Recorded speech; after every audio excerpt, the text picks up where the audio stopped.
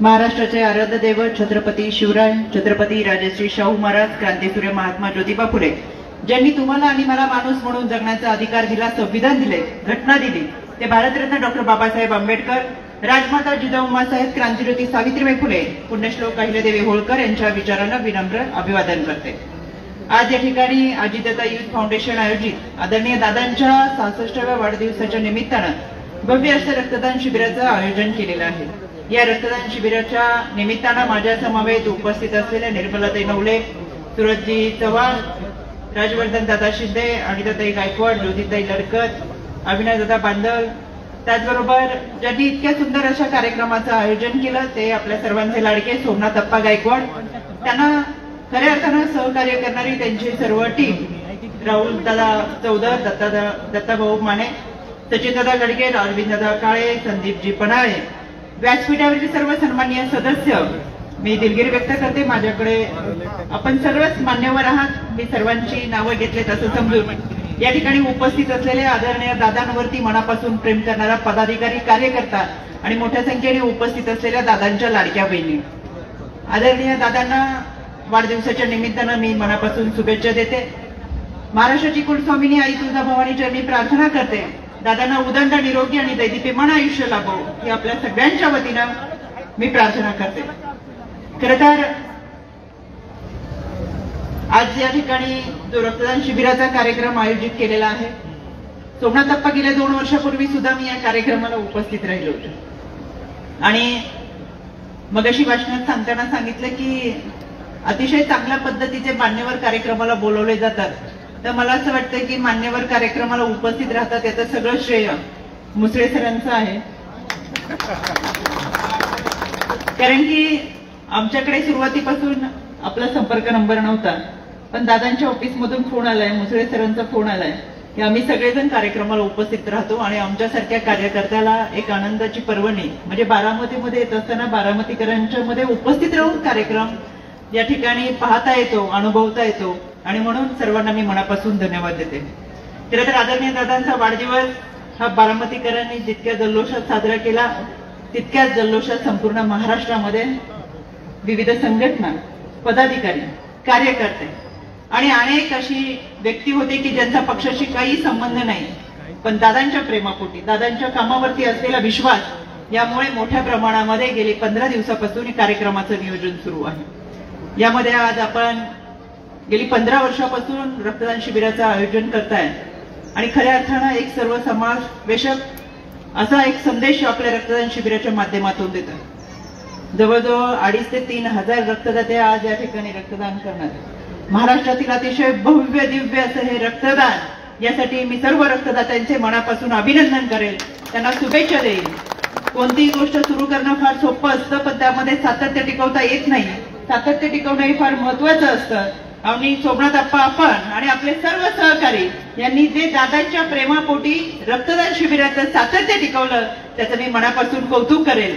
गेल्या 2 वर्षापूर्वी मी कोविड कालावधीमध्ये आले होते, खरं तर त्यावेळेस आपल्याला जमावबंदी तर होतीच, पण अशा कोणत्याही पद्धतीचे उपक्रम घेता येत नव्हते, त्याच्यासाठी शासनाकडून परवानगी घ्यावी लागत होती, पण त्याच कालावधीमध्ये रक्ताचा अपुरा असलेला पुरवठा आणि त्याच्यामुळे खऱ्या अर्थानं एक सामाजिक बांधिलकी म्हणून आपण या समाजाचं काहीतरी देणं लागतो या भावनेमधून आपण जो रक्तदान शिबिराचा कार्यक्रम घेतला होता। मला आश्चर्य वाटतंय, त्या कार्यक्रमाला आम्ही उपस्थित राहत असताना माझ्या मनामध्ये शंका आली, कोविडचा कालावधी आहे, अनेक घरामध्ये पेशंट आहेत आणि त्याच्या मनामध्ये एक भय आहे, या कोविड कालावधीमध्ये सुद्धा या कार्यक्रमाला आपण जातोय, पण रक्तदान शिबिराचा कार्यक्रम कसा होईल माहित नाही, कारण की महाराष्ट्रात कोणताच कार्यक्रम होत नव्हता, तिथं बारामतीकरांचा हा रक्तदान शिबिराचा कार्यक्रम फार मोठ्या स्वरूपात झाला आणि म्हणून मला खऱ्या अर्थानं वाटतं हे तुमचं यश आहे, तुमच्यावर असलेला विश्वास।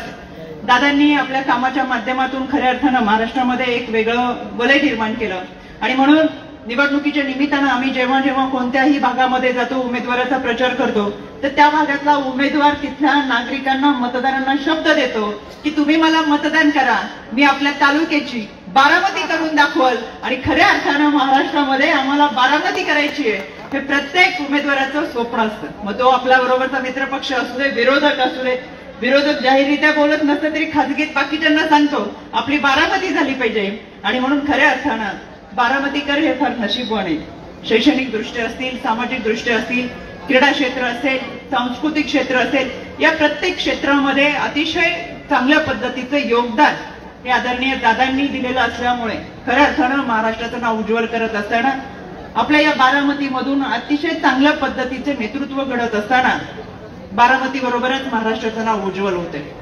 या सगळ्यांमध्ये दादांनी खऱ्या अर्थानं अर्थमंत्री म्हणून अतिशय उत्तमरित्या अर्थसंकल्प मांडला आणि गेल्या वर्षीचा अर्थसंकल्प मांडत असताना आमच्या लाडक्या बहिणींच्या नावाने योजना जाहीर केली.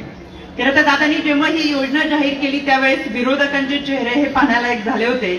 विरोधकांना प्रश्न पडला, आपण इतके वर्ष राजकारणात आहे पण आजची एकही योजना आपल्याला कशी सुचली नाही.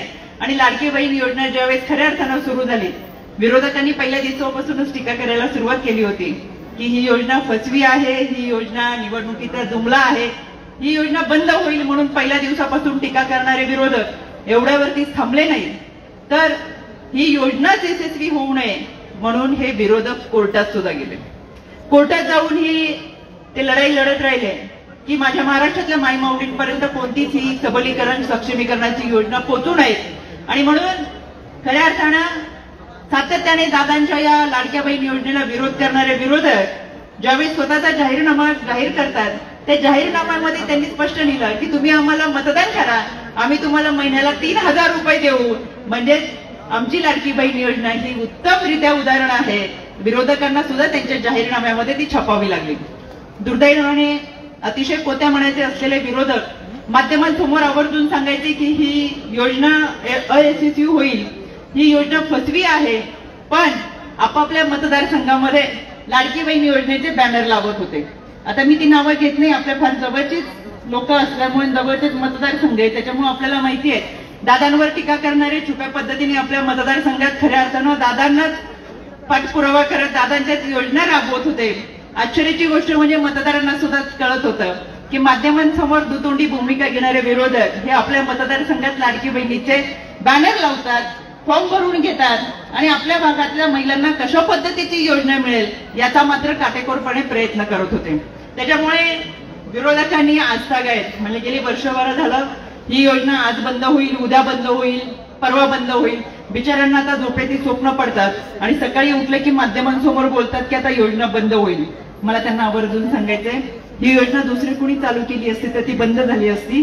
ही योजना आदरणीय अजितदादांनी जाहीर केलेली आहे, त्याच्यामुळे ती बंद होणार नाही. खऱ्या अर्थानं शब्दाचा पक्का असलेला आदरणीय दादांचा हा वादा आणि खऱ्या अर्थानं दादांनी आपल्याला दिलेला हा संदेश फार महत्वाचा आहे. त्याच्यामुळे महाराष्ट्रातल्या लाडक्या बहिणी निवडणुकीच्या निमित्तानं विरोधकांनी कितीही आमिष दाखवली तरी त्यांना माहित होतं की दादांनी आपल्याला शब्द दिलेले आहेत आणि हे शब्द पाळणारे आदरणीय दादा आपल्या पाठीशी ठामपणे उभे राहणार आहेत. आणि म्हणून विधानसभेच्या निवडणुकीमध्ये महाराष्ट्रातल्या लाडक्या बहिणी या महायुती सरकारच्या पाठीशी उभ्या राहिल्या, राष्ट्रवादीच्या पाठीशी उभे राहिल्या आणि खऱ्या अर्थानं पुन्हा एकदा अतिशय दैदिप्यमान असं यश हे विधानसभेच्या निवडणुकीमध्ये मिळालं. त्यामुळे मला आवर्जून या माध्यमातून सांगायचंय, लाडकी बहीण योजना कदापिही बंद होणार नाही. त्याच्यामुळे खऱ्या अर्थानं 1,500 रुपये प्रत्येक महिला भगिनींच्या खात्यामध्ये सन्मानाने देणारं हे सरकार आहे. थेट सरकारच्या खात्यामधून महिलांच्या खात्यामध्ये पैसे जमा होणारी राजकारणाच्या इतिहासामधली ही पहिली योजना आहे. आजपर्यंतची अशी कोणतीही योजना नाही ज्यामध्ये सरकारने पैसे दिलेत आणि थेट महिलांच्या खात्यामध्ये जमा होतात. अतिशय पारदर्शक असं आमच्या महिला बाल विकास मंत्री आदित्य तटकरे यांच्या खात्यामधून सुरू असलेली ही योजना ही यशस्वीरित्या पूर्ण होते. आणि म्हणून आम्हाला अभिमान वाटतो की दिलेला शब्द पाळणारे आदरणीय दादा हे आमच्या महिला भगिनींच्या खात्यामध्ये 1,500 दर महिन्याला जमा करतात. मान्य आहे की 1,500 मध्ये पूर्ण कुटुंब चालत नाही, पण मुलांच्या शिक्षणासाठी असेल, औषध उपचारासाठी असेल, अडीअडचणीला असेल आणि त्या पलीकडे जाऊन जवळजवळ 3.25 कोटी महिलांना लाडकी बहीण योजनेचा लाभ मिळतोय. याच्यामधल्या लाखो महिला भगिनींनी एकत्र येत छोटे मोठे उद्योग व्यवसाय सुरू केलेत आणि आता स्वतःचं कुटुंबही चांगल्या पद्धतीने या महिला भगिनी चालवतात. आणि हाच उद्देश या लाडक्या बहीण योजनेचा होता, तो यशस्वी होताना दिसतोय. आणि म्हणून येणाऱ्या स्थानिक स्वराज्य संस्थेच्या निवडणुकीच्या निमित्तानं सुद्धा या लाडक्या बहिणी महायुती सरकारच्या पाठीशी ठामपणे उभे राहतील आणि पुन्हा एकदा ग्रामपंचायतीपासून स्थानिक स्वराज्य संस्थेच्या सगळ्या निवडणुकीमध्ये आपल्याला खऱ्या अर्थानं हे यश दिसेल. यामध्ये मला आवर्जून सांगायचंय, स्थानिक स्वराज्य संस्थेच्या निवडणुका आता जवळ आलेल्या आहेत. राष्ट्रवादीचा कार्यकर्ता म्हणून लोकसभेच्या निवडणुका झाल्या, विधानसभेच्या निवडणुका झाल्या, अर्थात नेत्यांच्या निवडणुका झाल्या, आता कार्यकर्त्यांच्या निवडणुका आहेत. आणि या कार्यकर्त्यांच्या निवडणुकीमध्ये आदरणीय दादा, आदरणीय प्रांत अध्यक्ष आदरणीय प्रफुल्लभाई पटेल असतील, आदरणीय भुजबळ साहेब, सर्व मान्यवर. आजच्या कार्यक्रमाला आदरणीय हसनजी मुश्रीफ साहेब सुद्धा उपस्थित राहणार होते, पण ते येऊ शकले नाहीत, पण त्यांनी आपला संदेश पाठवला आहे. हे सर्वच मंत्रीगण आपल्या पाठीशी ठामपणे उभे आहेत. समाजातल्या तळागाळापर्यंत पोहोचत असताना समाजातल्या घटकांना न्याय देण्याची भूमिका खऱ्या अर्थानं पक्षाच्या माध्यमातून निभावली जाते. आणि म्हणून मला या निमित्तानं आवर्जून सांगायचंय, सोमनाथप्पा आपण आज रक्तदान शिबिर घेतोय, खऱ्या अर्थानं फार मोठं कार्य आपल्या माध्यमातून होतंय. एखाद्या व्यक्तीचा जीव वाचवणं आणि अतिशय अडचणीच्या काळामध्ये देवदूतासारखं धावून जाणं हे रक्तदात्याचं काम असतं, ते आपण पूर्ण करताय. देवमाणूस म्हणून प्रत्येक रक्तदात्याकडे त्या अडचणीत असलेला माणूस पाहत असतो आणि ही देवमाणसाची भूमिका आपण निभावत असतात. तर त्याचबरोबर खऱ्या अर्थानं येणाऱ्या स्थानिक स्वराज्य संस्थेच्या निवडणुकीमध्ये आपल्या या सगळ्या माणसांच्या माध्यमातून, आपल्या सगळ्या सहकार्यांच्या माध्यमातून प्रत्येक घरामध्ये घड्याळाची टिकटिक आणि घरावर घड्याळाचा झेंडा फडकावा असा संकल्प सुद्धा आपण या निमित्तानं करूयात.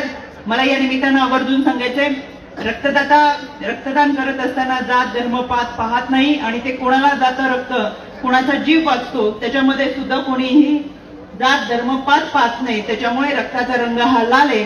आमच्या महिला भगिनींच्या गर्भाचा रंगही लाल आहे, आमच्या सृजनतेचा रंग लाल आहे. 9 महिने 9 दिवस गर्भात वाढलेल्या बाळाला जन्म देताना माऊली ही अतिशय वेदना सहन करत असते, कारण की ही सृष्टी तिच्या गर्भाशयातून निर्माण होत असते. खऱ्या अर्थानं हा लाल रंग सृजनतेचा आहे आणि म्हणून आपली प्रत्येकाची ती भावना ही सृजनतेची निश्चितपणाने पूर्ण हो अशी मला मनापासून वाटतं. यामध्ये सर्व समावेश शक्तीची भूमिका आदरणीय दादांनी कायम घेतलेली आहे. कित्येकांना असं वाटतं दादांवरती टीका केली की आपण मोठे होऊ किंवा बातमी होती, पण त्यांना आवर्जून सांगायचंय, छत्रपती शिवरायांचं अष्टप्रधान मंडळ ज्या पद्धतीचं होतं, सर्व जाती धर्मांना 12 बलुतेदारांना बरोबर घेऊन केलेले हे अष्टप्रधान मंडळ, तसंच आमचं राष्ट्रवादी काँग्रेस पक्षाचे मंत्रिमंडळामध्ये सर्व सहकारी आहेत. यामध्ये आपण आवर्जून पाहिलं तर सगळ्या जाती धर्माच्या लोकांना प्राधान्य देत असताना दादांनी आपल्या बरोबर घेतलेलं आहे.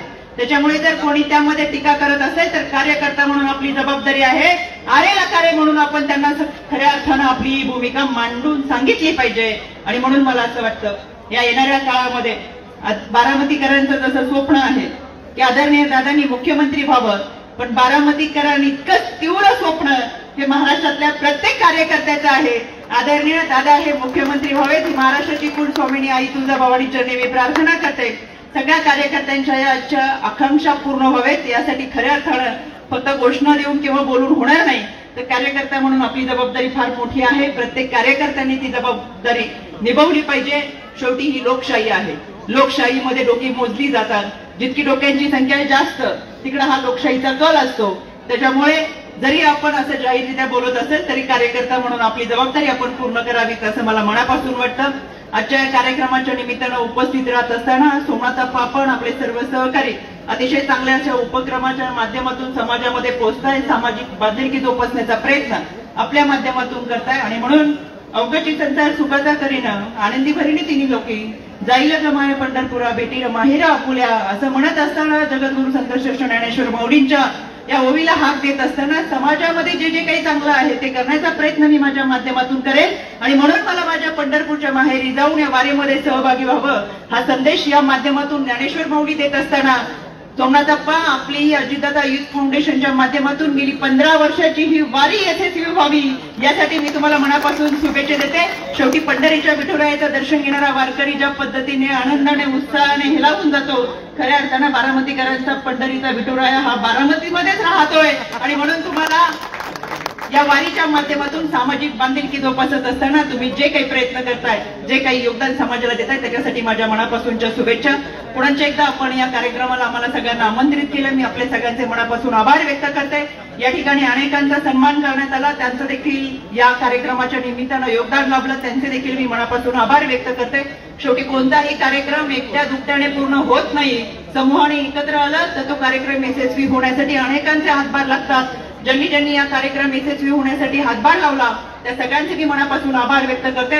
शेवटी दादांवरती असलेलं प्रेम, दादांवरची निष्ठा, दादांनी दिलेला शब्द आणि तो शब्द पाळला जाणार ही खात्री, यामुळेच आपण सगळे समूहाने एकत्र येतोय. आणि म्हणून यशस्वीरित्या पूर्ण करणाऱ्या या कार्यक्रमाला माझ्या मनापासून शुभेच्छा. कोणत्याही आमिष न दाखवता या ठिकाणी उपस्थित असलेल्या मोठ्या संख्येचे रक्तदाते त्यांचेही मी मनापासून आभार व्यक्त करते, कारण की आपल्यामुळे कोणाचं तरी कुटुंब वाचणार आहे, कोणाचा तरी जीव वाचणार आहे आणि कुटुंब, जीव, माणूस वाचवणाऱ्या या देव माणसाला माझ्या लाख लाख शुभेच्छा. पुन्हा एकदा आपल्या सगळ्यांचे मनापासून आभार व्यक्त करते. थांबते. धन्यवाद. जय हिंद, जय महाराष्ट्र, जय राष्ट्रवादी.